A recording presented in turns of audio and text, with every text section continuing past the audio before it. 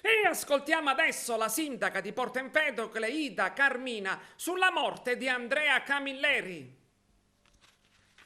Certamente con molta costernazione. Io ho preso al telegiornale, mi hanno detto è successo notizia grave, l'abbiamo saputo da pochi minuti, che insomma abbiamo perso Andrea Camilleri. Che dire, per noi non era solo lo scrittore, ma era una persona considerata un po' un componente della famiglia da tutto il paese, intanto perché era il nostro concittadino più illustre, era un riferimento per tutti, ma poi perché lui materialmente viveva a Porto Empedocle. Dico Porto Empedocle, Camilleri e Porto Empedocle, si sedeva lì al bar albanese, trascorreva il suo tempo lì con gli amici di gioventù, fra i quali c'erano fra l'altro il maestro Pasquale Riuccio, mio suocero, suo fratello.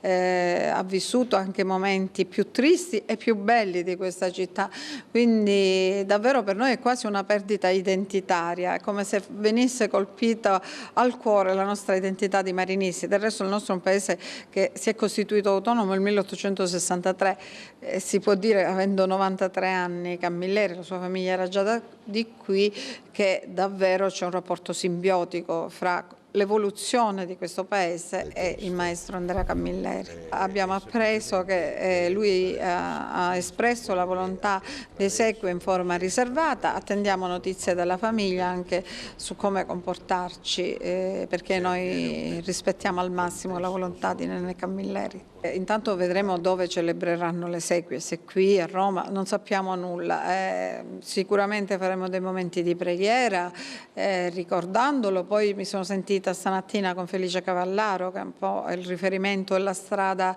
degli scrittori. Abbiamo in mente per la data del 6 settembre, ricorrenza della sua nascita, e fra l'altro nei festeggiamenti di San Calogero di fare un evento dedicato a lui con spezzoni di sue interviste, per commemorarlo e sentirlo sempre presente, perché per noi, insomma, penso che Andrea Camilleri vivrà in eterno, non è legato a un contesto storico specifico.